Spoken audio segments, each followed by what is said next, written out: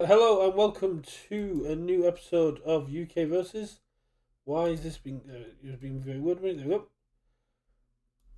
I am Brett Googly Eyes Pendragon. Still trying to find out if I can sue New York Comic Con for stealing my Googly Eye idea and putting them on promos. And we're back with Richard Monomer Hater Plumber, who Yeah, did hello, manage. You did manage to kill one. You have got one under your belt now. I do. Yeah, I mean, yeah, I guess I won my game against Mono and then split the ones where he was on overhaul. So yeah, yeah. Obviously, nothing happened at the weekend, and nothing happens today. So probably a quiet and short one today. Um, So we have had massive news come in today, which is really cool. And we had the Oceanic Nationals, where we had 4 new people joining the HLC run up. Big congratulations to those guys. We've got, if I can, did I actually put the deck list on here? I didn't actually add the deck list to. I was so busy updating the draft and stuff. I didn't actually add the deck list to the stream. okay. Well, So congratulations to Uyong Choi, Bailey Funyama Sigsworth, Brandon Sassoli, and Zane Landragan, honorary European Zane. Good to see him go back to the HLC. But yeah, congrats on all 4 of you making their way to yeah, exactly. Brandon on Orlando. Brandon and Mirio was the overall winner. Yeah, Zayn and Uyong did get knocked out in top 4, but I am very glad that they're coming to the HLC. We had a lot. Richard knows Zayn is a great guy. We had a lot of fun with him at the last HLC, and Uyong is one of the people that helped me practice for nationals. So I'm very happy to be able to actually meet them in person and have some fun. And that means we've now got 3 people returning to the HLC, which is not a bad number so far, given that there's only 12 people qualified. yeah. Obviously, yeah. Sadly, I'm not one of them because didn't do as well as I wanted them. But there we are. You can fly out and get a last chance qualifier. Let's take out some of these seats for the Americans. That's not going to happen. Yeah. Zayn has told me that they are going to try and get a couple of Oceanic players to fly out to take part in last chance qualifiers. And I'm currently trying to compile some information for player profiles. And Brandon is the owner of Zane's local store, so he's gonna hook me up with all the information I need there. Cool. Yeah. So we had the Oceania Nationals. I didn't really catch much of day 1 on Twitch, but then I watched most of the top cuts day 2, and I have thoughts. I caught Bubble Girl in round 1, which was really cool to see. And then it was like 11 o'clock at night by the time that I decided to go to bed because my wife was away. Well, my husband was away for work, so I had to be up with Flynn. And then I caught the top 16 game. I caught the top 8 game, and then this exact same situation happened. It was midnight again.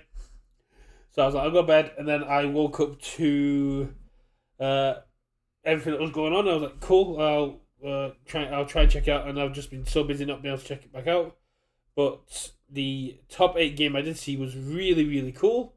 And as a Tokiyama player yourself, I'm really interested to see how you feel about James's build. But I do know Zane and James built these decks together with the specific goal in mind of beating Overhaul, and then to lose to Overhaul was a bit weird. Yeah. So everything else aside, just because obviously, like, Tokiyama is probably one of my favorite characters in the game, right? Like, in terms of like playing him, like, he just gets people dead. I love it. I like the aggressive playstyle. I love him, what he does. You know, the orange card, blue card loop. I enjoy it. It's cool. So obviously, what I played at that, so I just basically copied JJ's fire list and put an extra ice storm in. And then I think I changed a couple of the foundations around. But obviously, like the whole chaos is cool. I think it loses a bit of the all-out aggression of fire. Can obviously play a longer defensive game if needs be, and I think you saw that certainly with Zane in the top 4. Like, he held out a long time against Mirio when obviously he wasn't drawing the hands. And that's sort of my beef with the deck, is that he wasn't drawing the hands. So obviously they went with this 4 manifest, I think 3 spiral blasts sort of package, and I think it's cool. I think it might be cute and not actually good. I don't know. I've not obviously tested the deck or played with it, and obviously Zane's a very good player. I mean, he kicked my ass day 1 of the HLC. Yeah, but who didn't kick your ass day 1 at HLC? Yeah, shut up, Brett. But my main beef with it, honestly, is it's 65 cards. Yeah. And I don't know what... and it seems to be like a thing with those guys, you know, the other side of the world, of just putting loads of cards in their decks. And for me, one of the big draws of Tokiyami being this kind of lead mean killing machine. And what happens when it goes wrong with Tokiyami is when you flip top 5, you don't get a blue card. You flip top 5, you don't get a blue card, and everything goes to shit. And when you make your deck 65 cards, you're much more likely to do that. Like, even playing the fire deck, which mills itself like crazy, like, that's what went wrong for me in my winning in against Grant, is I think, like, maybe 75% of my top 5 flips just didn't hit a blue card. Like, they're all in the bottom deck, and like sometimes Tokiyami does that, right? Sometimes he just gets I didn't get the blue cards, I just die. And making your deck 65 cards, when I think you want to be under 50, you want to be between that... Sorry, under 60, you want to be between that 55 and 60 sweet spot. I think it ruined the consistency of the deck, and that's one of the big things going for Tokyo. I am inclined to believe to go with Fantech in the chat, who's welcome to the first time chat, saying that the Firebird is just worse than Chaos Bird, and yeah, but you're just a big Chaos fan. I think they're different, right? I think Chaos has a longer game plan. And that might be why they went with their 65 cards, because they're playing a slightly longer game. They can afford the mere million more. They can afford to sculpt more. Fire is just different. Fire is just, I'm going to kill you on turn 2 or turn 3, and if I don't, then I probably look. It was definitely a different playstyle of Tokiyami. We saw a lot of poke and passing. We saw like 2 Summon Dark Shadows being used, but then no follow-up attack on the second Summon Dark Shadow. It was kind of like... And I think we'll get to like all the numerous rules fuck-ups in a bit. But they were some things that I've not played Chaos since, like, probably the HLC, to be honest. I've not played that Chaos Tokiyami since the bannings and stuff. But, like, if I'm going in with, like, Dark Shadowing, then I want to have, like, a line to kill. And it felt like a lot of the times they were doing it without those lines to kill. And there was one where they poked with a Dark Shadow Ruin, and I'm like, and to me, that's your most valuable attack by far and away.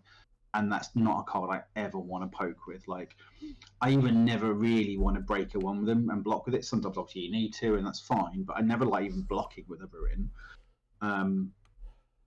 Yeah, so again, as Zane's saying in the chat, there's no need to try and turn 2.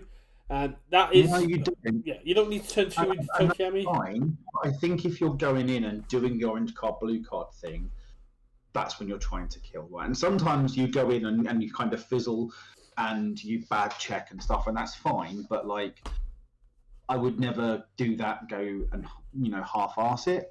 But obviously, they top 8 Nats. Yeah, they obviously, had a plan. It's just, it wasn't for me, and I want to play a leaner mean Tokiyami. I want to be making that top 5 a lot more consistent. Yeah, we weren't in James's position. We don't know what he had, but like in game 3, we saw that the turn that everyone's going, why are they going in for the kill? And then the commentators were like, well, if we look at his hand, it is literally 3 Summon Dark Shadows and 4 attacks. He has no choice but to go in. And then whiffing on the 4th Summon Dark Shadow, and then you hung with just Yu Young with all the right block zones, just ready to be like, you're not getting any of these big attacks through. Not having to pop the Yosa, obviously. It was just all kind of set up. It was all kind of set up for James's loss. Hmm. That's one of the things So with open deck lists. You can kind of see where Bird's kill attack is. Is it Homecoming? Is it Indiscriminate Shock? Whereas yeah, Overhaul, all of their attacks are kill cat attacks because they're all getting that damage pump. They're all doing something big. yeah. So, and then obviously, you know, I think it was Oh, we'll get to that, Andrew. We'll get to that. like decided. That's something I wasn't aware of. If you're aware of it, So that on bit better, stream, James took a little bit of judge damage during Swiss because they okay. started playing and he played a card and then it was sort of like, oh, I forgot to de-sideboard, and the judge was like, yeah, you don't get your sideboard.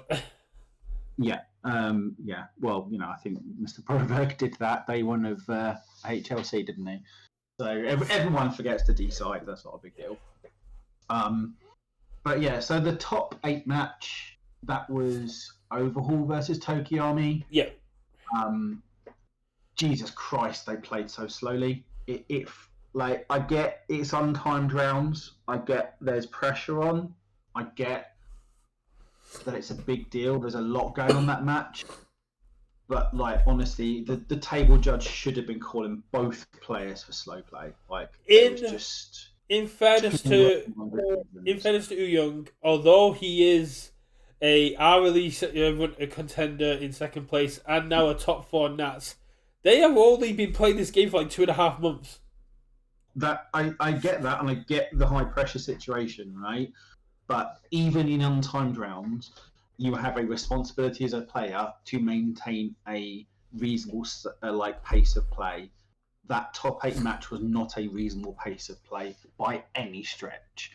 Then going into the shuffling, people need to bloody learn, and I want no comment from you on this, Brett, that pile shuffling isn't randomization and never is and never will be. Pile shuffling just counts your deck. That's it. If my opponent, and this is what they did, pile shuffles my deck, puts the pile together and hands it to me, I'm calling the fucking judge for effectively stacking my deck, because that's all pile shuffling does. You should never have to pile shuffle your opponent's deck unless you really think, you know, they're missing a card or they've done something untoward. I mean, there are ways to fully randomize your deck. I know. I heard Gary was doing like the poker shuffle, where he spreads all his cards out on the table, mixes them up, and puts them back together. Yeah, but even doing that doesn't randomize your deck. That's just like worse than just doing one mass shuffle. You can pile shuffle, like once count your deck, cool. Then you riffle, mass shuffle, whatever you need to do. Pile shuffling isn't randomization, and you should never pile shuffle an opponent's deck and never do that and then not smash it together afterwards. It's nonsense. The thing that caught me with the top 8 was time waste. Again, it's a game that was slow at the best of times, and pile shuffling is just time wasting. I couldn't believe there was no Eraserheads or the lack of void in the Oceanic top 8. It might have just been that they didn't practice the symbol, but it was just really weird to me to see an event given the last few ones and not see a Midnight and a Eraserhead, any of these characters that have been. Again, it's a different matter. It might have been like availability of 100% smash, something like that. And obviously those guys have a lot of problems with card availability sometimes.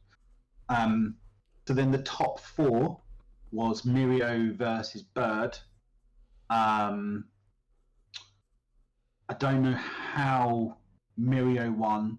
Like, I think Zane must have just been drawing crap all the time, because against the giant ice wall manifest deck, he kept calling high, and I couldn't understand why you would do that and not call low against a chaos deck that has bad low blocks. And if they block with a 1.3 million, you're really happy. Like, I don't. That is one of the things with the open deck list that was really helpful. Is especially if you're Mirio, finding your opponent's weakest block zone and be like, cool, that's what I'm pushing. Like, I think Zane would have been dead 2 times over if he'd just called low for a turn. And Zane obviously just wasn't drawing the gas, but was doing a great job blocking and defending, but could just never find the gas. And I think game 2 there was a penultimate turn, and like his kill turn effectively, or a pseudo kill turn, was like he checks a 5 towards the end and he can kill, but he checked the 3 so he couldn't. And So that's fine. we've got Andrew in the chat saying that Eraser loses to anyone with a pulse, and Zane saying he did kill an Eraser head in round 1. And after Andrew's comment, I'm very glad I beat my Eraser head matchup, because I would have hated to open up that line of ridicule. Yeah.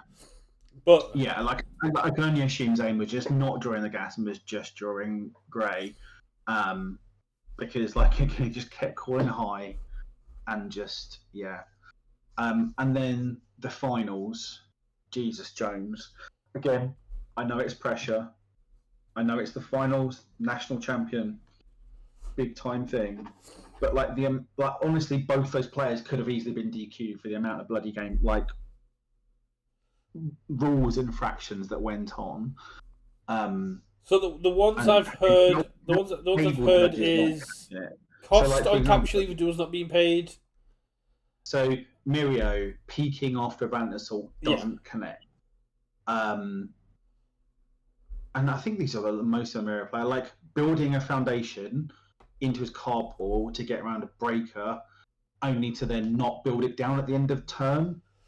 Yeah. Don't know whether that was deliberate. So that one was addressed by Brandon in Facebook. He basically, with the mental fatigue of and the stress of the game, he just scooped up all his attacks and forgot the broken psyche was in there. He was like, I didn't try to skirt around deadlock. I wanted that broken psyche, and he crushed him, and he forgot it. It may have been a mistake, but again, Table Judge should have caught this. Obviously, playing a catch he would do is when he didn't have the momentum, therefore couldn't. Andrew's saying that game 1 had 5 different infractions. Yeah, and like the maddest one was like literally getting to the end of the deck where everyone knows. Oh yeah. And then didn't cycle, put a card back into his discard pile, then cycled, shuffled the You're So Obvious back in, and then for the judge to make a mad ruling of going through his discard pile, through his deck, pulling it out, putting it aside, and then game 2, was it, or game 3, I can't remember, after that had happened, he then obviously shuffled, presented, was taking his hand, and the judge gave him the You're So Obvious, and that's a game loss, right? You presented an illegal deck. Whether the judge has taken that card out or not, it's your responsibility for your own deck. I think that one does fall on the judge, though, because the judge is the one that's taken it and put it out somewhere out of his reach. It was utterly baffling, and it might have been on the judge putting it out of his reach, and I think a judge in that situation, because they hadn't taken game turns or anything, probably would have lent on the perspective of, okay, shuffle up again, represent, do everything. If you've drawn your opening hand, then that creates a bit more situation, because you're now giving them a free mulligan. But like, again, the table judge should have caught like 90% of these, especially the cycling thing, especially like the peaking thing. Like that seemed to just get washed away. I don't know whether the judge handled that, because like, is peaking like a game loss in this game? I don't know. And like, again, I don't want to cast shade here, but there's a reason you get warnings, right, at an event for like these minor things. So all these minor things, and judges will make a note of it. And if you rack up enough with them, then you start getting game losses, match losses, DQs, because enough of these things indicate a pattern, right? And again, I don't want to throw shade here. It was almost certainly fatigue after a long day, the pressure of big finals. But Jesus Jones, it was painful, and I don't understand how the table judge wasn't catching like at least 50% of that stuff. Yeah, we've got Tom Berry in the chat saying that.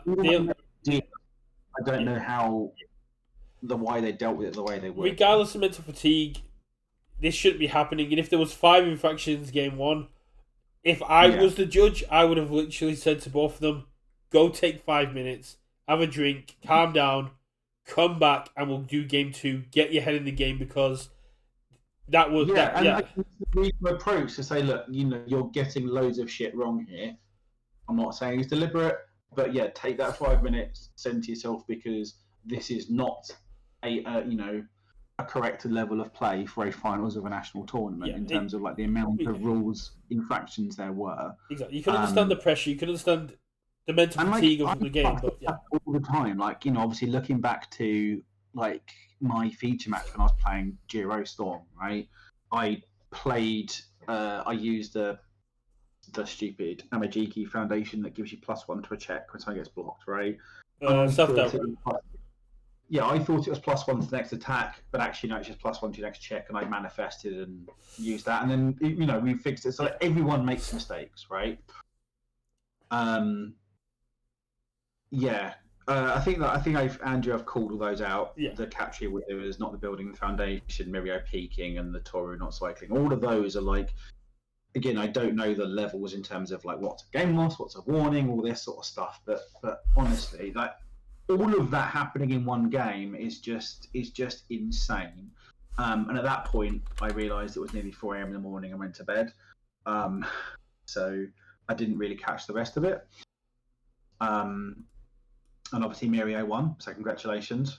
But Lordy, the judge should have stepped in at some point and had taken more of a handle on that match.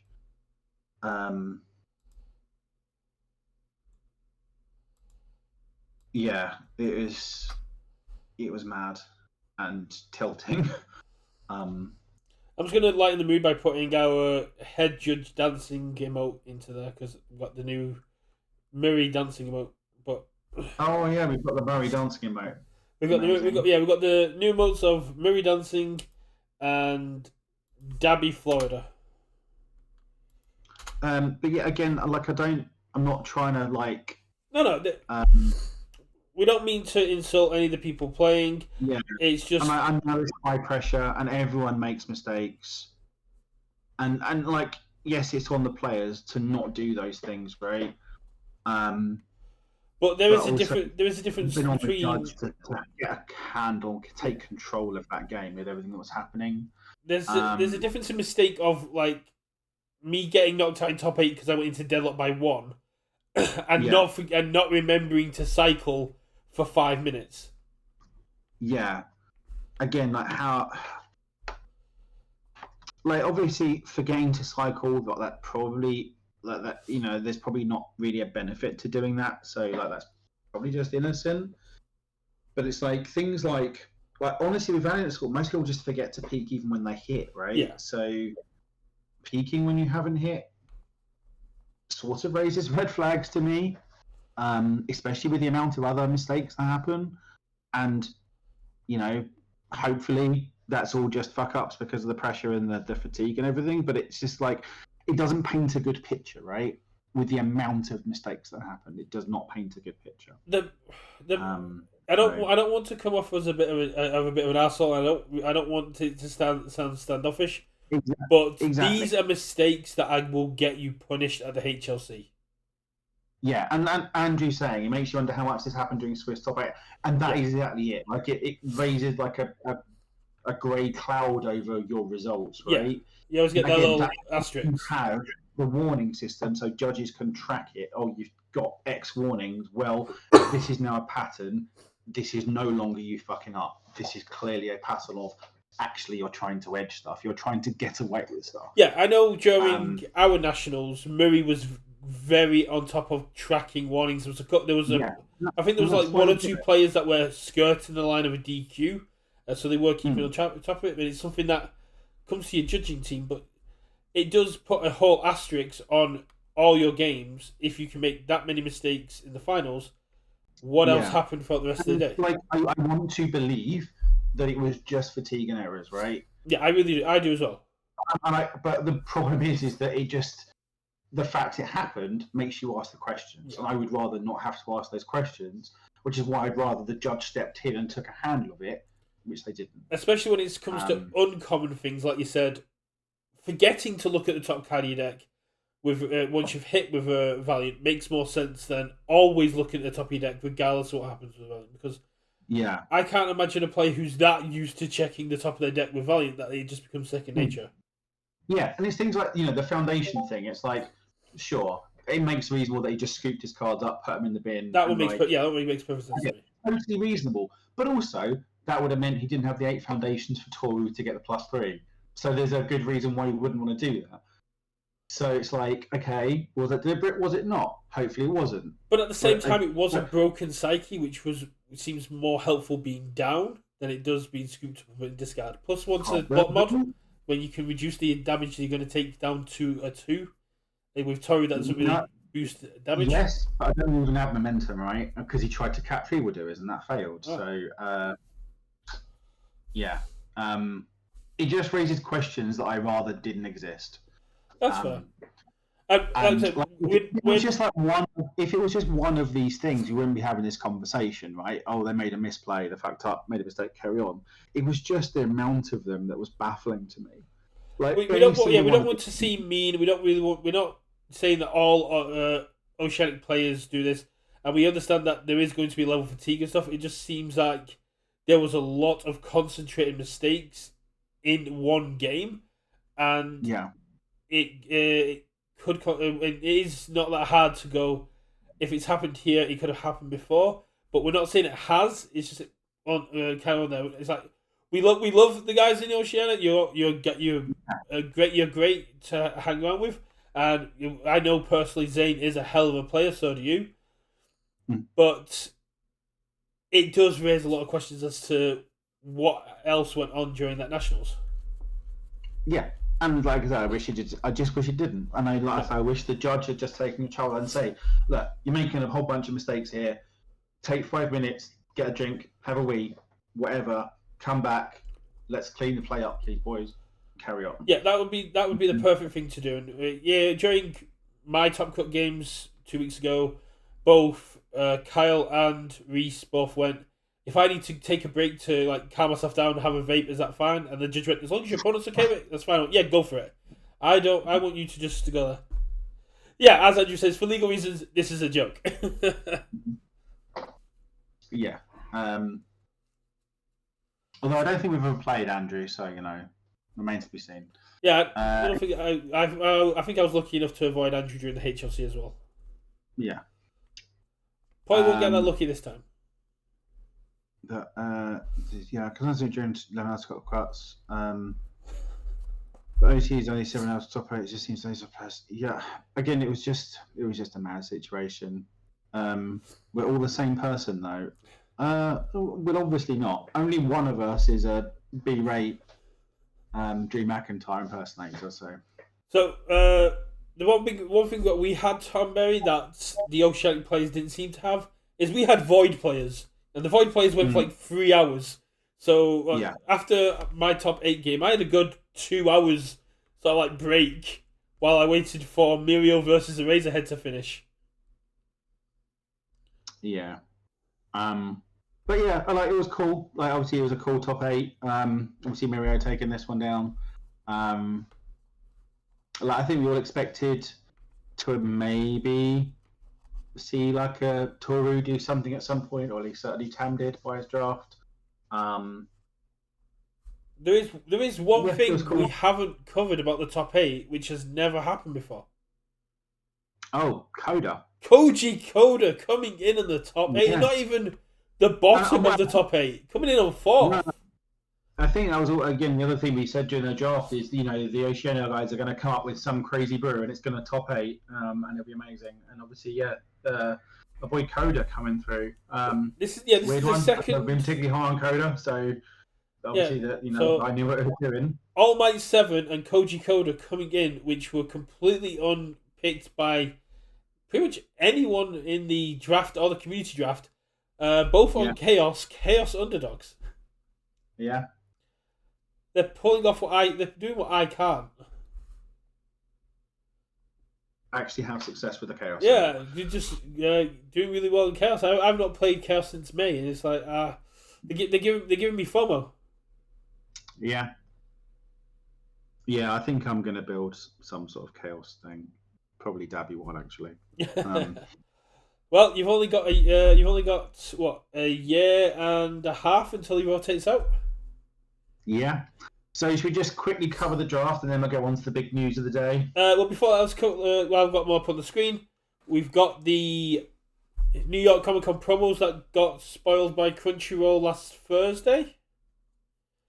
Yeah. Was Comic Con over the same weekend as Was it over this weekend or was Yeah, it this coming weekend? it was over this weekend. So the reason Okay. we didn't get the promos is because New York Comic Con was this weekend.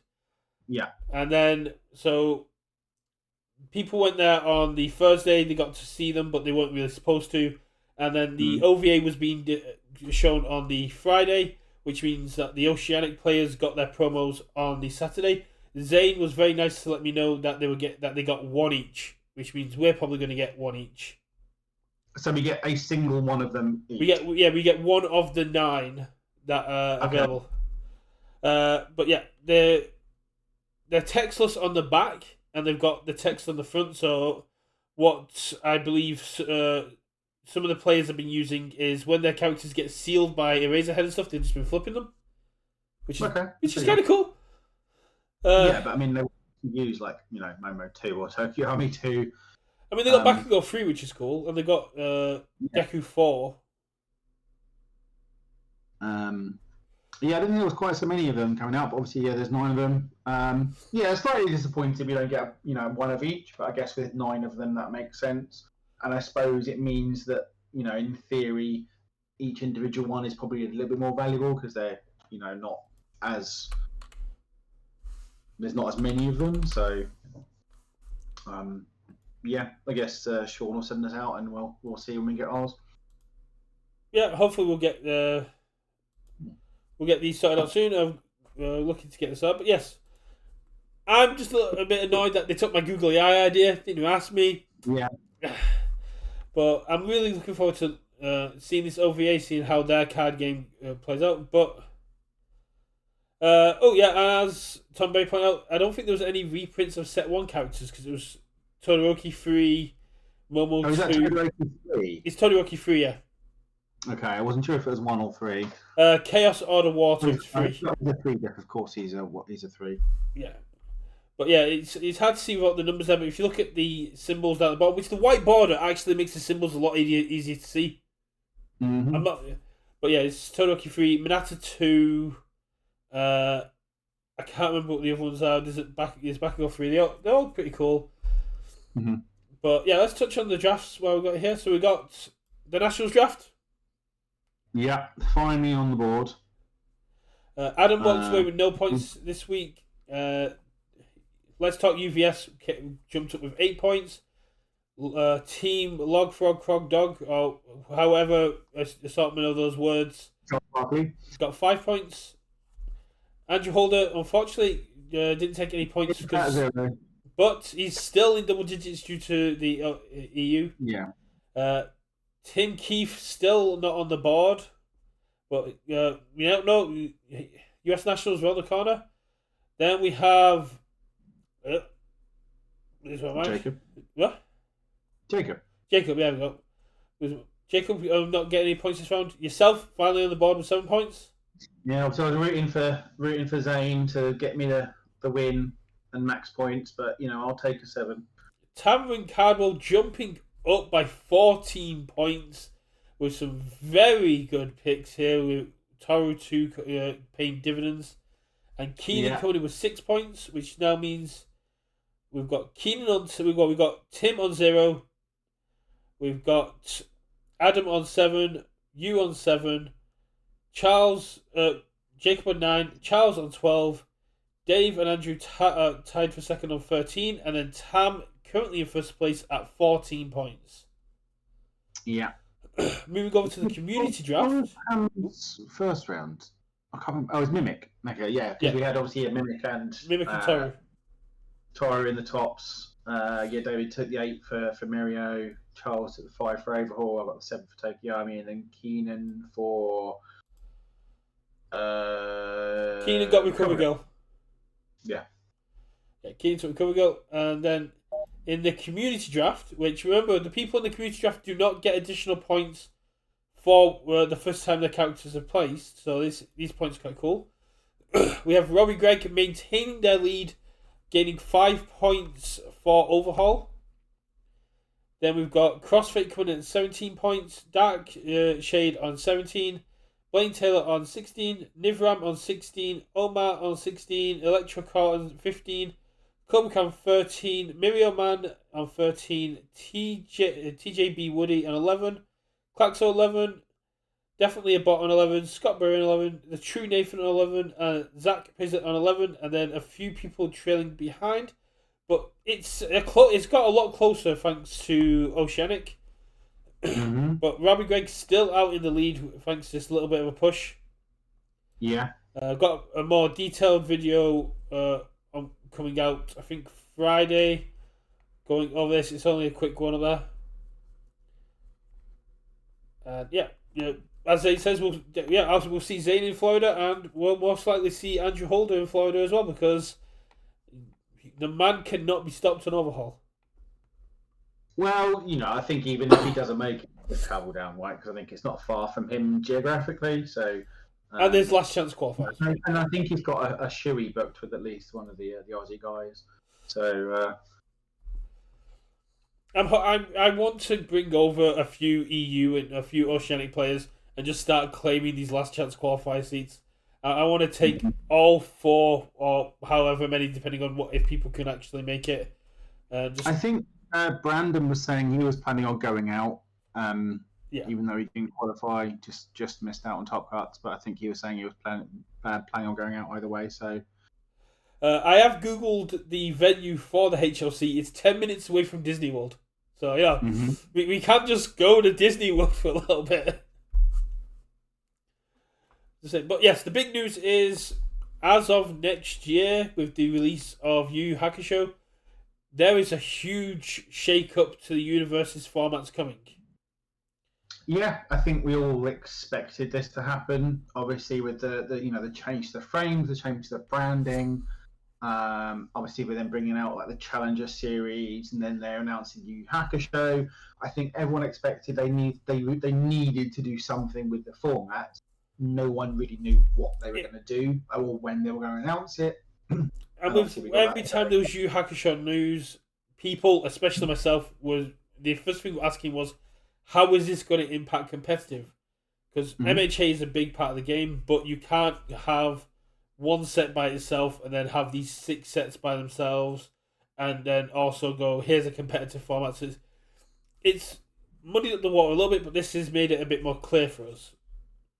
So they've scaled the UKVersus formats based on complexity for people to play, which is really cool. So you got your sealed deck, you got your sealed format, which is just your perfect for beginners. You get the cards, you play them with no symbol requirements. Yeah, so that's going to be your pre-releases, or you just want to do a limited event for an evening type jobby. Generally, pre-releases are the most common one for sealed deck. Sealed deck's fun, but not something I want to do all the time. Then you've got Spotlight, which is says excellent at the local level. We'll ignore the constructor for us. So let's go to the next sort of limited one, which would be Booster Draft, right? So obviously, Booster Draft is like however many packs, take a pick, pass it on. Everyone knows what Booster Draft is. The thing that stands out to me here is it says best at locals and premier OP events, right? Yeah. And we have not had Booster Draft at premier OP events before. It may be referring to side events, because I've only seen drafts in side events at premier events. Yeah, excellent side events, OP events. Retro found commonly at OP events, side events. Booster Draft, premier OP events. I think we might get limited events at some point, or it's going to be things like maybe day one of HLC will be Booster Draft. You mean that thing I said should have happened last year? Last year when we were talking about it, and everyone was saying like, how's it going to work out? Day one needs to, if we're doing like the set 4 premiere, it'd be amazing if day one of the HLC was set 4 sealed. We have no idea what we're going in with. We get the cards, we go in. It's something that they used to do in Magic as well. You have you play some constructed, you play some sealed, you play some constructed, or you randomize the seedings through sealed, and then you go into day 2 of constructed. The Magic Pro Tours are usually one pod of Booster Draft, so draft for 3 rounds, then constructed for 5, and then it's usually the flips are then constructed, and then it's like then it's the 3 and 5 the next day all the way around. So it's like actually it's usually like 5 constructed, 3 booster, 3. Then day 2 is 3 booster, 5 constructed, and then I don't care how the HLC is formatted as long as they don't try and tell us the day before. Yeah. But yeah, I would not be surprised if you have a booster draft of some sort at the HLC, and they may want to make some sort of limited premier events like RLEs, that sort of thing going forward. Who knows? It could. No, that's it. You can have draft as a provisional. Yeah. Provisionals are classed as premier OP events, and you can have draft provisional. Is that count as a premier? I'd imagine it is. You can't. I thought like RLE is not with premier, but because you've got your standard OP, which is local, and then you've got premier, which would be provisional style championships, and then RLE is above them, and then that's above that. Maybe. But again, it's just one of those things where I wouldn't be surprised if they try and bring limited into top tier competitive play going forward. No, I definitely wouldn't be surprised about myself. And I did question Matt Gideon's Facebook post when he posted it as to why it was above standard constructed, but I then got a few people going, oh yeah, UVS draft is a lot harder than standard constructed. I was like, I've only ever done one, and it seemed pretty easy because you just took your character, put it to one side, so you kind of knew what you had to build around, and then you just started drafting the packs. You looked for what was open. You took snap picks like spam foundations, attacks that were quite good at utility that were all in your symbol, and you made sure not to pick from a symbol that was drying up quickly. And so it was like, oh yeah, that's just because you're used to drafting. I was like, oh okay, because I did years of Magic drafting. It was my favourite format. Yeah. Like, if I've not drafted My Hero or UKVersus or whatever at all, but yeah, certainly drafting in Magic is a lot of fun. So yeah, it'd be interesting to try My Hero and see how that works. I drafted once in August again, and I took Toya because I thought that's a perfect draft character because my opponents pick decent attacks and I get them as well. Yeah. But yeah, but that was just from the limited side. That was one takeaway from there. Just saying it's the premier OP event, so we'll see how they want to do that one. And yeah, then we've got like so retro, easy to cover. It's the same old retro. It's going to be side events. It's going to be like if you want to play and you've got the cards, go play retro. Smash and nonsense at each other. It's something we're going to see. Or at least committing to maintaining that ban list and stuff like that. It is something on their radar. It's something we'll see more of as side events because I know some of the UVS team are pushing for it to keep coming back. But at the same time, it's not something that's going to get big support. I would not be surprised. I would be very surprised if we saw a Retro Worlds come out anytime soon. No, it won't be. I don't think it'll be any part of their their organised play thing. It'll be a side project, effectively. So it'll be side events and things like that. Or if a locals wants to run a retro event, cool, they can do. But I don't think they won't push it. No, and we've seen there are some weird and funky formats based around retro. I know Vault 14 or where the Dorchester guys play Apple and Squire. They did an event where your character was MHA, but your deck could be retro. It was kind of like a way to introduce the locals to retro cards using an MHA character. I thought it was the way around. I thought it was a case of you could play any character. Oh yeah, that's it. You could play any character. You could play any character, but MHA cards. So it was like introducing retro characters. Yeah. It was a really cool event, and they did make some busted stuff. Yeah.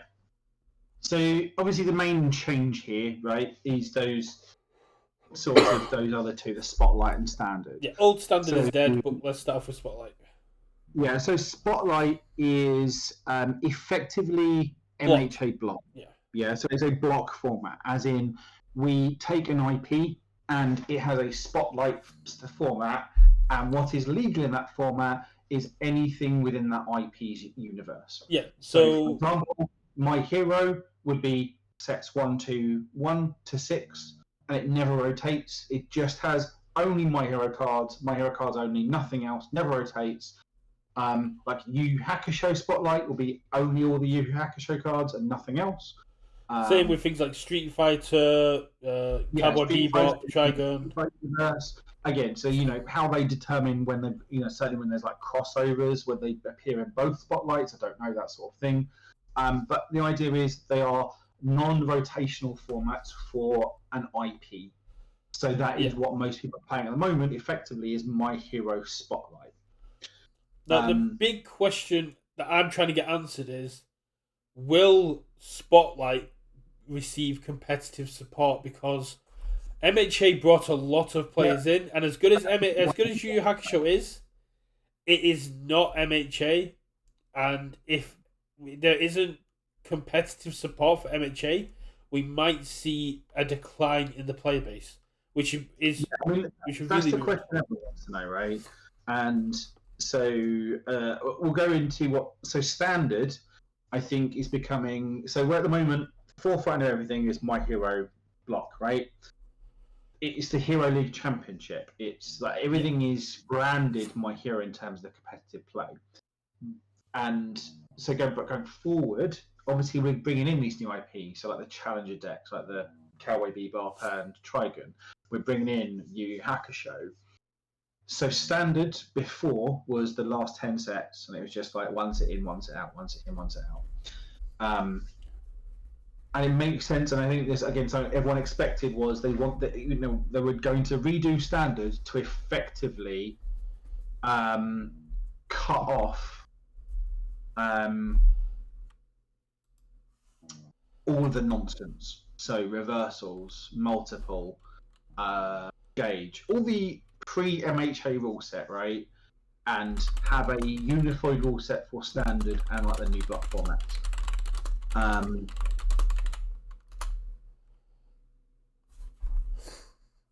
So standard is going to be a 2-year rotation, which is reasonably standard for card games. Like Magic, I think, has a 2-year. Most things are 2 years, right? So, and that will rotate when the first set releases at the beginning of a year. So when the first set of 2024 comes out, which we think is going to be the Yu Yu Hakusho set, but I don't know whether that's absolutely confirmed.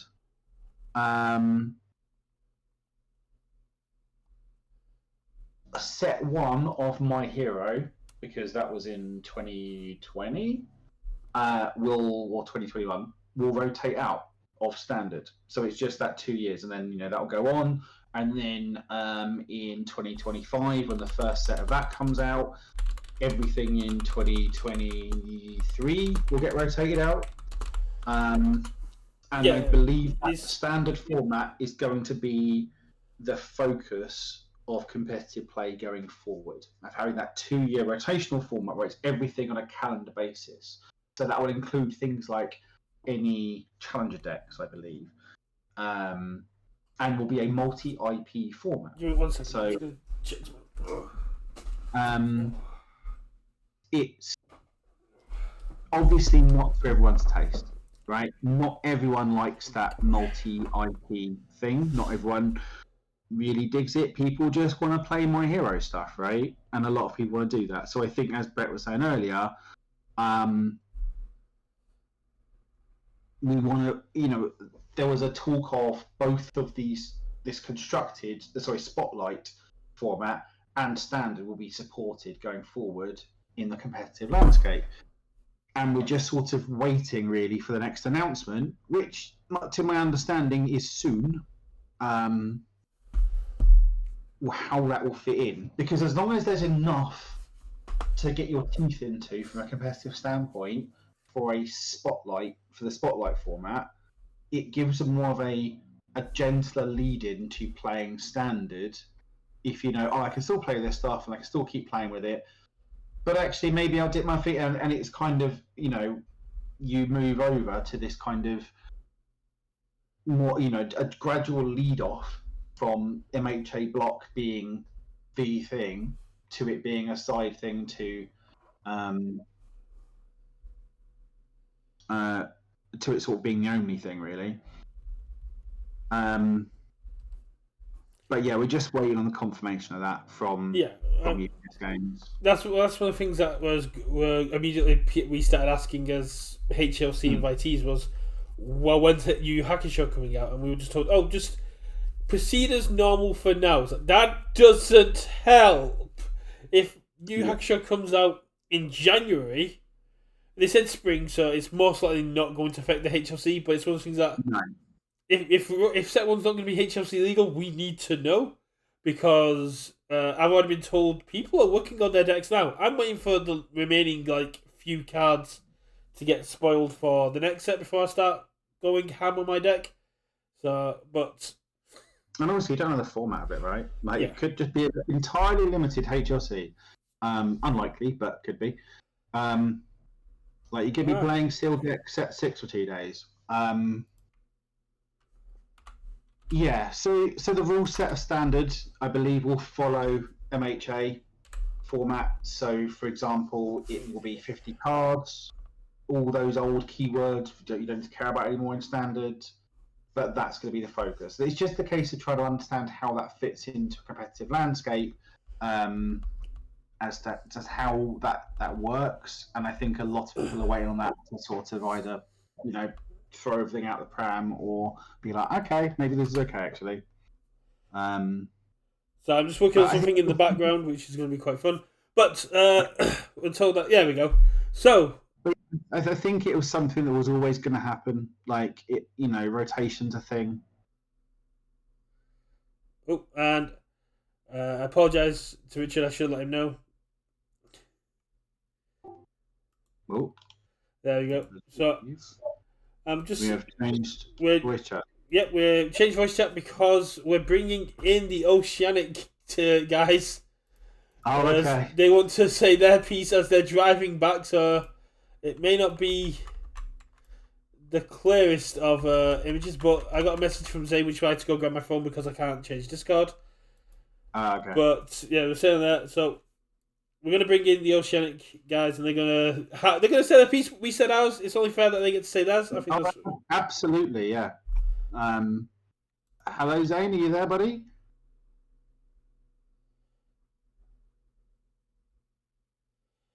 If you're talking, I can't hear you. No, can't hear me. So we'll keep going until we get some confirmation that Zane's all hooked up. Okay. I mean, he is literally the other side of the world, so yeah. Because it's 10, 11 o'clock in the morning for those guys, so they're probably just driving back listening to us flame their plays. But yeah, I can understand why they brought in rotation. Mm-hmm. Yeah, again, it's just one of those things that always going to happen, and we're just waiting to understand exactly how it's going to work, and this kind of outlines that. This opens up a lot of new creativity avenues because, as I said to you before, this makes perfect sense to me because creatively, UVS has sort of been stuck on gyro symbols because they've not been able to print anything with the keywords charge or weapon for a long time, because the moment they do, it's like, gyro's going to break that. Or punches with Miriam and stuff like this allows them to go, okay, these cards are going to be good.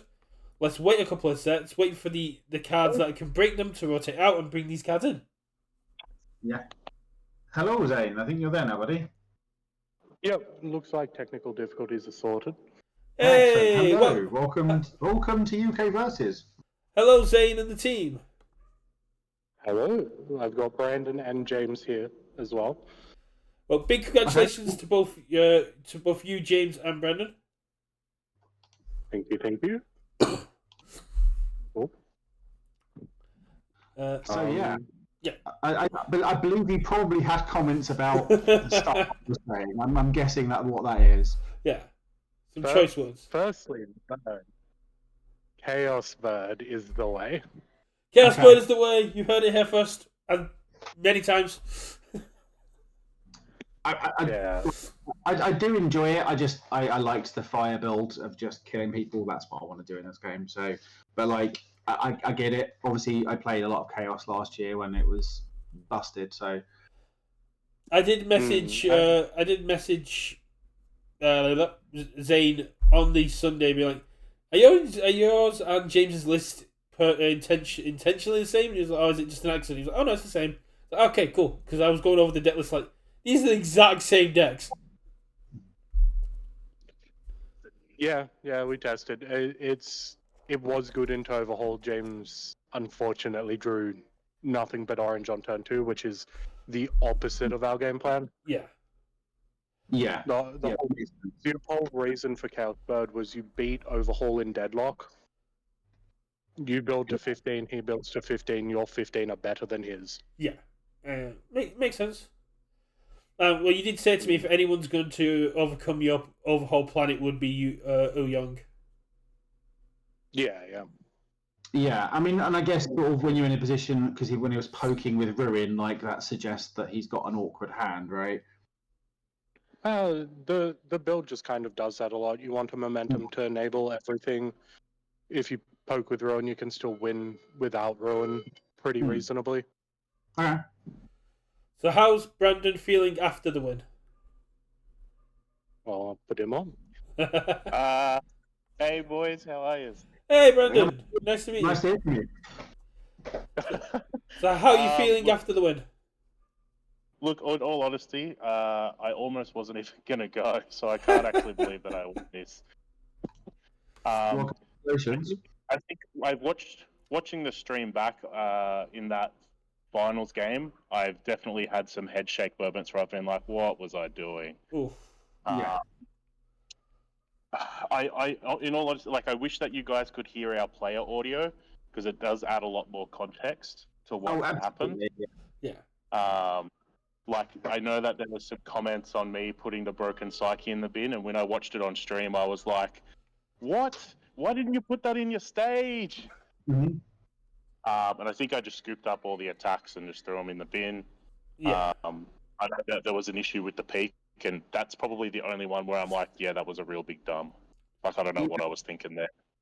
I think I was just my nervous comment was that it was like, obviously these are just mistakes, and I make mistakes all the bloody time, right? Like, I'm not saying I'm by any stretch perfect. It was just like the amount of them, and it was just like the pressure thing, right? I'm guessing. And I think it was the main one where a lot of the nerves were, and then the judge actually did give us proper warnings, and he wrote them down on a piece of paper, and had coming into game 2, you boys need to make sure that you do not make these mistakes again, or there will be a game lost. And I had actually made the joke to my opponent. I said, "Okay, you remind me when I can peak, and I'll remind you to cycle." That's fair. Yeah, it's just one of those things where it just, certainly from a viewer perspective, it just didn't feel like the judge had control of that game. Oh no, not at all. I thought that the judge was very good, and like I think I wish that the camera had angles like on our faces as well, because you can see there was quite a lot of time where the judge was just saying, "Hold, just wait. You need to remember to do this." And I think it might just be also in OCE. Like I think once we had all cracked that top 4 position, we were kind of like, "All right, we're going to go to Worlds." We just got to play out. No, it was Brandon. It was the exact same thing last week. 2 weeks ago. Top 16 was the game that was the most nerve wracking. Once you got top 8, everyone's sort of like, It was basically it's important that we keep playing and winning, but the pressure's off because we've got that seat. Yeah. I pretty much went into every game going, "Man, I'm going to lose this." These guys, I even said to Zane in our semi-finals game, I could see him trying to work out the maths on whether he could kill me, and I just said to him, I was like, "Can you stop trying to work it out and just throw hands?" Zane tells me you're the owner of his local game store. Yeah, that's correct. Are you going to get like a nice big sign made up of like "My Hero Oceanic Champion"? So, I mean, we've won it. Our store's won it 2 years in a row now. So me and Zane, because Zane won last year's, which is like it's cool stats. Like it's not a lot, but it's like we've won 2 years in a row. We've taken 50% of the world's invites to OCE. It's very cool, big accomplishments. We would like to be able to host an RLE down here because we obviously shown that we are very passionate about the game itself, and absolutely, we do love it. and we do a lot of like new player introductories and try to teach people how to play. We're always trying to rope people in. But yeah, like I think Zane and I are going to put our champion cards with our hero cards on a little plaque and put them up on the wall at the store. And so that we can't make it 6 weeks in a row. Do you get to have Zane's edge shot as well? Pardon? Zane won the big edge shot. Are you going to put that up in the store as well? I think he's keeping that in his bedroom. Ah. But what you do need to do is, obviously we've had this kind of video montage thing of like Rochester versus King's Court Gaming, and like, you know, Grimdark Gaming I think is obviously, you know, has the results. I think you need to start putting a bit of trash talk before the HLC out there on those guys, just like, you know, that's your job. So what I would suggest for Grimdark Gaming to do is to have a content of you guys watching the beef between Rochester and King's Court Gaming and just cracking a cold going, look at these tossers. Yeah, just having a Bobby or something, you know. Our TikTok's pretty funny. You got TikTok? Oh, I'm gonna have to get on that. We do like a good skit, so. But yeah, no, we're very excited. All our partners are very excited to go to Worlds because of the Disney World thing. Yeah, it's 10 minutes away. It's cool. They pretty much said they're going to go even if we didn't make it.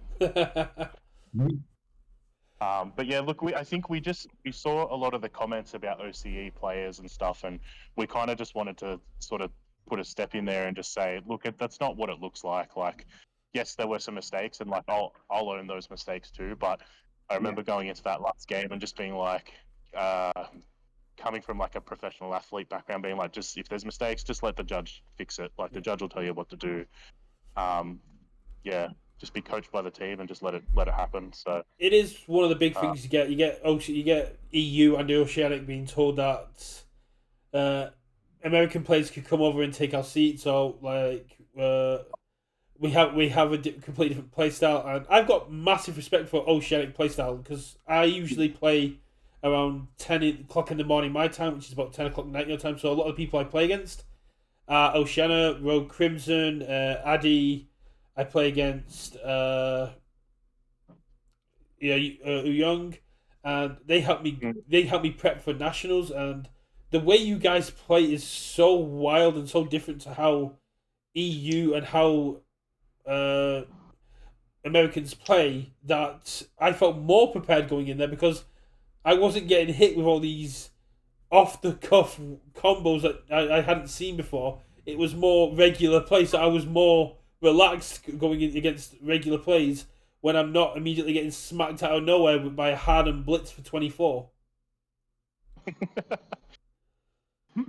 Yeah, I think we definitely, like, it shows, and I think it shows across multiple games that different regions. Oceanic has always had a very wild play style compared to other areas in all games, and I think you see that as like an LGS owner as well, how wildly different all the different play styles are. That's good. So we've got a question for you, Brandon, from the chat from Andrew Holder of Board State, saying, "How does James feel being the biggest disappointment in the car?" Oh no!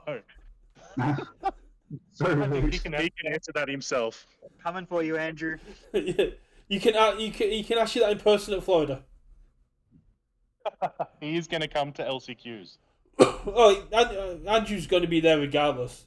He's going to be gatekeeping HLC LCQs. Yeah, right. Best of luck to him. I'll show him what the natural overhaul. Oh. I think there was a comment before about OCE not having a lot of Void players. The story is that we just killed them all in Swiss. That's fair. So, like, I think I versed a couple of Void players and they just weren't quick enough. So, yeah, I think our game plan was just to throw hands all day, just keep swinging attacks.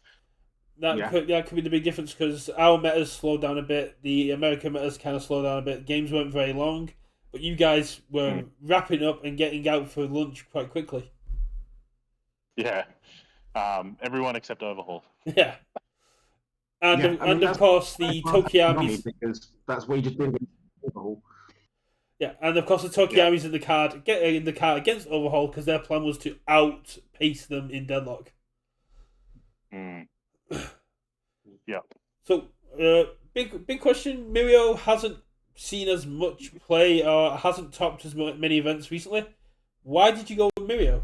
It worked out for you, but just So I almost was on the bird train with the boys, but the week or two leading up to Nats, I was busy with moving house and working, and had gotten barely any testing in. But Mirio was the deck that I had played the most.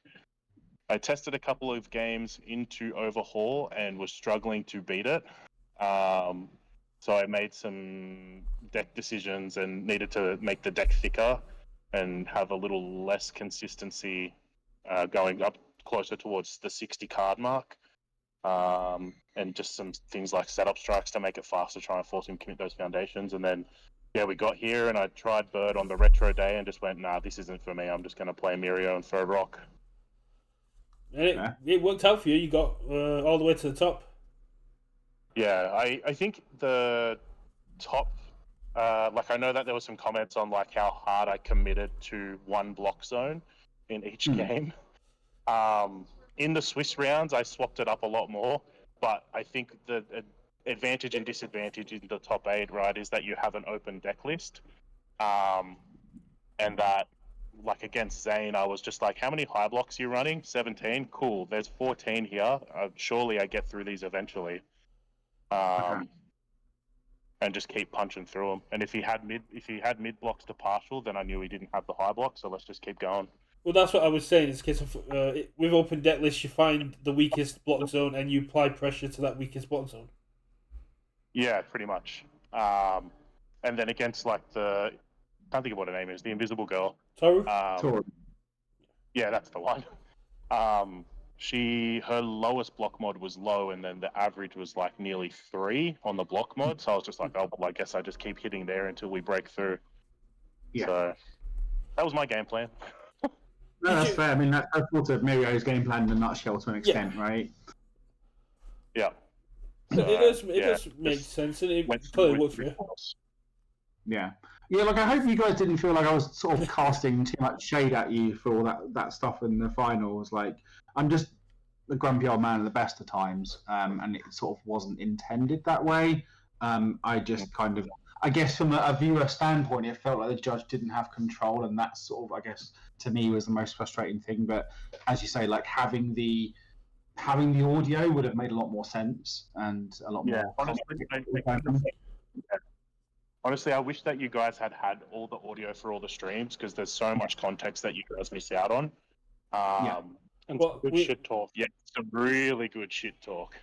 No, I can imagine. That's probably why they didn't have the audio, because it's very easy to have a quick slip of the mouth. But I know the shit talk was probably increased because there was no audio. I know Levi and the other commentary had access to the game table talk, so their commentary would reflect what was being said there. But it was definitely very interesting. How did you actually feel when you got to the finals? Because like you said, you were going into every single game going, I'm going to lose this one, but then you kept winning, and then you got to the finals. And how did you feel going into there, and how did you feel knowing your opponent was a Toru 2, something you probably didn't have that much practice against? It was a little unbelievable. It took me a minute, and then almost immediately after the game was over, I thought it was like half an hour sitting there, but then watching the stream, I got up like straight away. I just got up and I walked out to the main sort of arena and was just like, we did it. And then, yeah, I kind of said to everyone my game plan was just to roll the dice and throw hands, and that's all we did. Yeah, so I mean, I just watching the stream, I think there was a moment where they were like, surely he's not going to throw another attack. And then I'm like, yeah, whatever. So is that the checker 5? Is that the HLC plan as well? Just throw hands and see what happens? Oh yeah, definitely. If it's not too secret, too top secret, then... who is there any set 6 character that you've got your eye on at the minute? Endeavor 2, Shoto, and so what are we talking about? Endeavor 3. Oh, Endeavor 3, Shoto, and Miriko, I think are the 3 we're looking at. You mean Akuma Light? Yeah. Yeah, that's fair. Yeah, I think Shoto might be cracked, and the Miriko is the blank text one, right? No, Mirako is the once per turn +2 or -2 to your next the next check, Okay. and flip. You get to flip stuff. The one we don't technically know about yet. Yeah, the one that was once again spoiled from outside sources.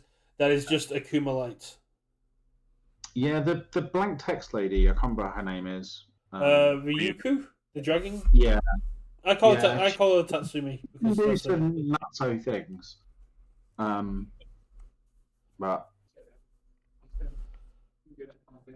I'm sure that Jose or Andrew Holder or Broberg are going to break Mount Lady and just have these stupid unblockable attacks. Can we kill you for lethal? Yeah. Next set, there's a lot that could do stuff, or we could just be overhaul Mirio Bird Matter again. yeah, No, it could. yeah, because they're very like inbred, right? They're just very insular characters. So, Yeah. and I think the Ryukyu thing of like play an attack, play her ultra rare, have the foundation, and sort of basically make 2 attacks into like 5 or 6 is sort of busted, but you sort of need to draw the things, right? Yeah, we've still got more cards from set 6 to come. We've still got the Chromes to be spoiled, which is going to be really cool. The SRs look absolutely nuts, but hopefully we're going to get some HLC news soon. And Zane has promised to get you and James to fill out the HLC profile forms for me so I can work on getting some nice little profiles done. Yeah. All right, boys. We might run. Yeah, We've got a couple of things Thank to you do very on much. that slide. no worries, man. Great to have you guys on. Anytime you guys want to come back, let me know in advance and we can hook something proper up. And we will be doing a HLC. We do character drafts like we did for Nationals. We're doing it again. If you're ever interested in joining us for something like that, let us know. We'll get you back on because it'd be great to have some more OCE representation and content. Awesome. Easy enough. Thanks, boys. Yeah. No worries, man. Enjoy the rest of your Take drive. care. Well, Oh, surprise visitors. Yeah. You never expect the Australian Inquisition. Yeah, no, there you go. So that's how close those guys were there. It was absolutely great to have them on. Zane messaged me, and then we got it in the chat, which is why I kind of like got distracted a little bit. But great to have them on there. And yeah, as we can see, it was just a case of mental fatigue, and he's looking back at it like, I'm such an ass. Yeah, exactly. Like, I did exactly the same when I watched back my match that I made mistakes on. So, like, Exactly. yeah, I think it was one of those things. Like, individually, these are just like silly mistakes, and it was just a case of, for me, I just felt like the judge was losing control. But Yeah, having that audio might have made it's fine for you to flame them. what was going on. It's fine for you to flame them. You're not going to see them. If I flame them, I'm going to meet them in February. I'm going to accountable for my actions. That is true, but I also don't want to be an Andrew Holder, so like it's fine.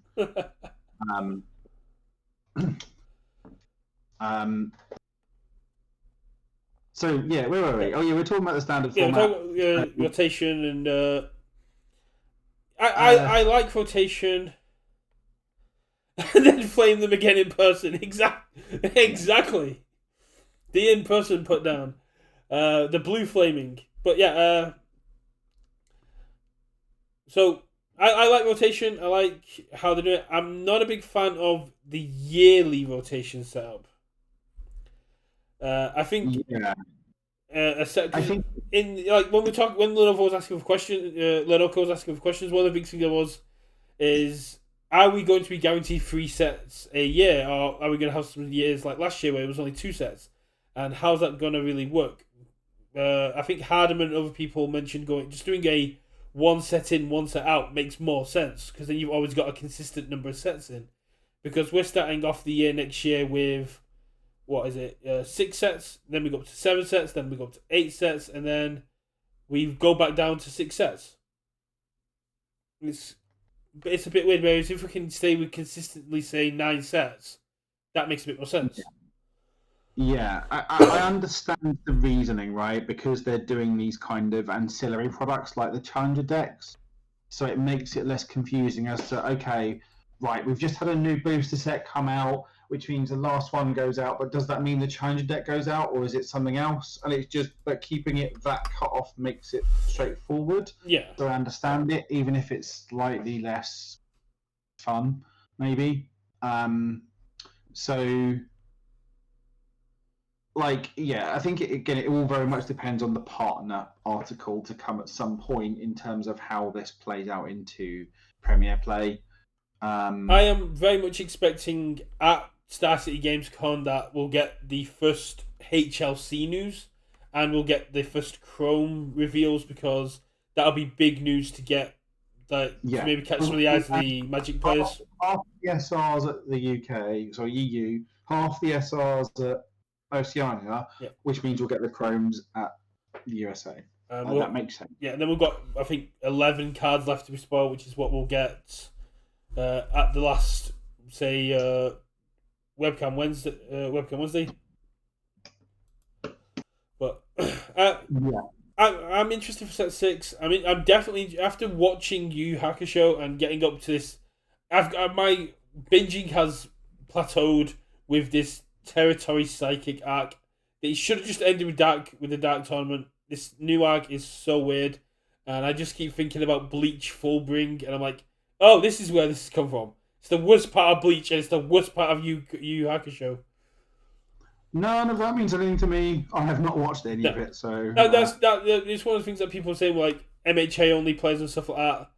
It's there's players like yourselves who have no interest in the anime, and then there's players like myself who are only really interested in sets and animes I like.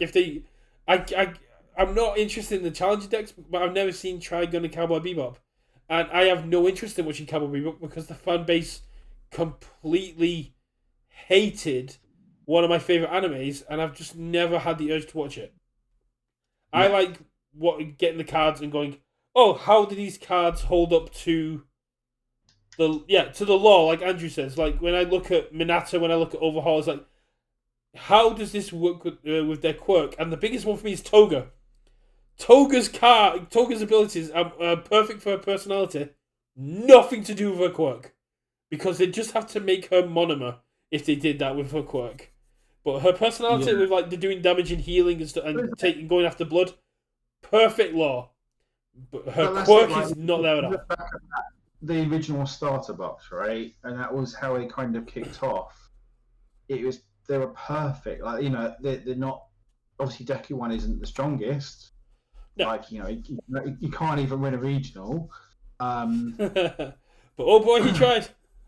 But look, if you look at those abilities, they make perfect sense with the character in the show at that point, right? In terms of like Deku, you know, his notebook and predicting shit, and you know, putting all of his energy into one punch and then breaking everything, just guarding his hand, and like Bakugo just breaking things for extra damage because he doesn't give a shit. Like, they make perfect sense what those characters are, like from a sort of lore flavor sort of perspective. When I started playing the game, I started with Minato, because to me, his cards clogging your card pool, him getting to do things because your card pool is clogged, and him sticking you in situations. Yeah, him sticking you down, reducing your speed, him clogging your card pool. That to me was like, this is perfect lore wise. It sucked, and I lost a lot of games. But I learned the game going through a character I connected with on the lore. Same with Shigaraki. Shigaraki won, brilliant lore-wise. Yeah. I really love it. And it's one of the things that I will highlight UVS a lot on when they print a card which perfectly matches up with how the show or how the thing would deal with it. I absolutely love it. Yeah. So yeah, we just need to, you know, obviously there's the OP plan, how that pulls into it, and then also I guess what their sort of roadmap in terms of products for next year is, right? In terms of, is there a set 7? in But their is there a set- YouTube, they did a YouTube there a- video with a couple of YouTubers, and they did say MHA will continue to get support. So there will be a Yeah. set 7 at some point next year, I imagine. But we're probably just going to cut back to one set a year, one set every 2 years, maybe. Yeah. But Yeah, it'll but keep again, going. it really depends, and also like and how that fits in, right, and how that kind of the spotlight formats fit into that landscape. Yeah. It also gives the chance for the show to get ahead, because we're currently now going into season 5. Yeah, Which means that if we were going at the same pace, we would catch up or overtake the anime within the course of a year. so here's my prediction: back end of next year, we're going to get a new tentpole, and it's probably going to be another anime. So, what I think is going to happen is we'll get set 7. Set 7 will cover season 5, the first half of season 5. We'll get set 8, which will cover the back end, and then we'll get MHA Vigilantes as a set. No, Because no, that's got a new anime coming. It's we'll get the Yu Yu Hakusho set. We'll get set 7, and then because it's generally 3 big sets a year, right? That's like the cadence. I don't see that changing. So we've got Yu Yu Hakusho, we've got set 7, and then I think we'll get set 1 of new IP, of a kind of bigger spotlight going forward. So we'll get the Dark Tournament, Class A versus Class 1A versus Class 1B, and then or something. Cowboy Bebop Redux, and then like set 1 of Demon Slayer or set 1 of Naruto or something. I don't know what. That would be my guess. That's my prediction. Is that we'll get Hakusho. So we get Dark Tournament, set 7 of My Hero, and then set 1 of X. And hopefully they've learned their lesson that fighting games aren't popular, and they don't do like set 1 of like Street Fighter, because honestly, no one really gives a shit. In the grand scheme of things, there are people that love it, but in terms of a wider audience, no one gives a shit. Like the Venn diagram of people who give a shit about Street Fighter and people who give a shit about playing collectible card games does not intersect very much. That's fair, and hopefully they've learned a lesson from the last roadmap. An informed opinion. I love the fact the Dark Tournament was announced 5 years ago. Ooh. Hopefully they've learned from last year's roadmap, and they've actually got some destinations on this year's roadmap, because last year was a lot of hyperbole in what we're planning to do, but now they've actually got some things in place. We're hopefully going to get a Yu Yu Hakusho release date, a challenge release date, and some direction as to where all this is taking us. Yeah. And again, like worlds, how regionals are going to play out. Exactly. Like how local play kind of fits into that. Nationals, like, are there going to be 2 world tournaments? Like, yeah. So as I was saying, I would love a one-off fighting MIP able to offer. Absolutely, and I think you can throw in whether that's through a challenger decks or just here's just a Street Fighter set. But I don't think a Street Fighter or Mortal Kombat or whatever can be a tentpole in terms of like a franchise to carry the game forward. I don't think they have that kind of cachet. So since the announcement of the challenger decks, this is something I've been bringing up quite a lot. Where does Worlds go from here? It's because you can't have, as Tim Keefe said, you can't have everything My Hero Academia themed when you've got Yu Yu Hakusho, when you've got Attack on Titan, when you've got all these things in there as well. So do we go into split competitive where you've got an RLE, then you've got a Dark Tournament, then you've got something else? Or when it comes to Worlds, do you have things like this is the UKVersus World Championship featuring the Hero League Championship, featuring the Dark Tournament, featuring where you have the Spotlight World Championships on a Friday, and then you have the UKVersus Standard Worlds taking place on the Saturday and Sunday? Quite possibly. I could certainly see something like that where being Worlds is like a 4-day event where you've got you've got like Thursday and Friday, maybe a Worlds like the Hero League Championship, and for like the spotlight formats, and the winner gets the prize, but also then qualifies for the weekend for the main one.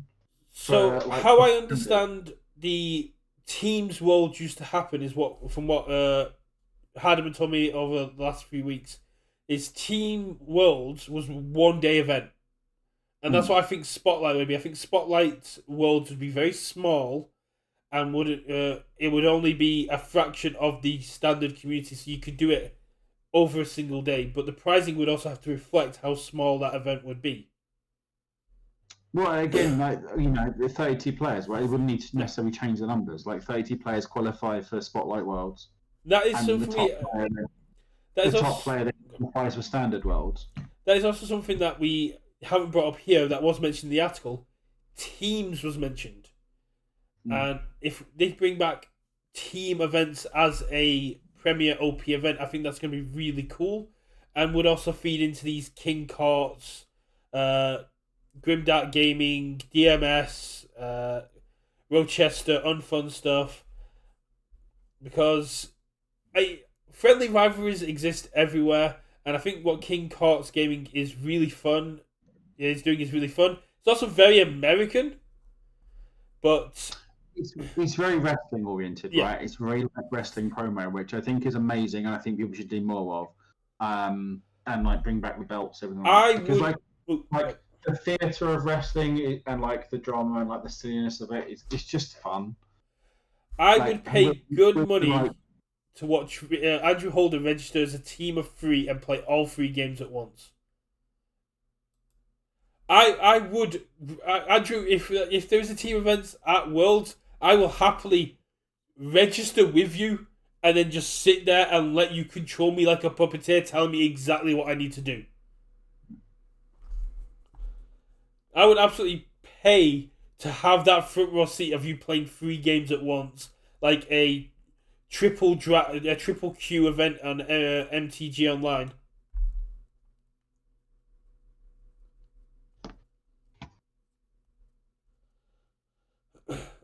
Yeah, you do try to spark international rivalry. The main thing is we don't care. It's so much fun. Yeah, look, you colonial upstarts, whether that's to the west or to the east, you mean nothing to us. But yeah, I think we've covered everything. We didn't really get time to touch on Liverpool does suck though. Yeah, we don't really have time to cut on the debt list because we got interrupted and I forgot to load them up because I've been doing other stuff. But I think that's pretty much all the news covered up. Yeah. So we covered those things. I don't think there's much else. Obviously, we've got US Nationals coming up this weekend. Good luck to everyone that isn't Andrew, because he sucks. It is going to be a hell of a weekend for them. You're looking at 9 rounds at the moment. If they break 532 players, is it? I don't. There's 512. 512. I don't think they are, but I think they're... Well, registration's open until Friday, so they can keep going it. So if they get 10 rounds, that'd be insane. I don't think they'll break 512, but I think it'll be a huge event, and obviously anyone that does manage to get top 16 is definitely going to have earned it. So good luck to everyone, especially people playing Tokiyami, Tabe, and whatever other dregs I drafted. Yeah, good luck to anyone who didn't call Mike Hardiman a washed-up has-been. Mm-hmm. Good luck to anyone not playing Overhaul. Good luck to anyone on Chaos or Void. And basically, good luck to some unknown players. Let's get some fresh blood out there. We got a few new players coming in from EU. We got some new players to us from Oceania who are well known over there. It'd be great to get some more named players going at what could possibly be the last HLC, because it could all change. Yeah. Well, and we'll find out soon, I'd imagine, and then obviously we'll go through it with you guys on the channel as and when we do. Yeah. Yeah. Here's hoping it's Andrew Holder in the finals, who then has a very controversial final, and then also jumps in next week and starts taking over the podcast. Yeah, I look forward to being able to possibly trash talk Andrew's play. So, I think it's Keenan and Levi along with a special guest this weekend. Yeah. So I might message Keenan to go, make sure when you get Andrew Holder on stream, it's his worst matchup so we can start trash talking him. Fair. Okay, guys. Well, thanks everyone for watching. Thanks everyone in chat. Special thanks to the guys over at Grimdark Gaming. Obviously, go check out their TikToks for joining us today. That was awesome. And if you want to harass Mr. Andrew Holder a little bit more, there should be a recording of Board State happening in a little bit. Yeah. Thanks for joining in chat, and everyone watching on YouTube. Thanks everyone for watching. Press all the like, subscribe buttons. Really helps the channel. And we'll catch you guys soon. Alright, we'll catch you in a little bit. Thanks for stopping by, and please subscribe on YouTube because it will really help us get some analytics. Bye!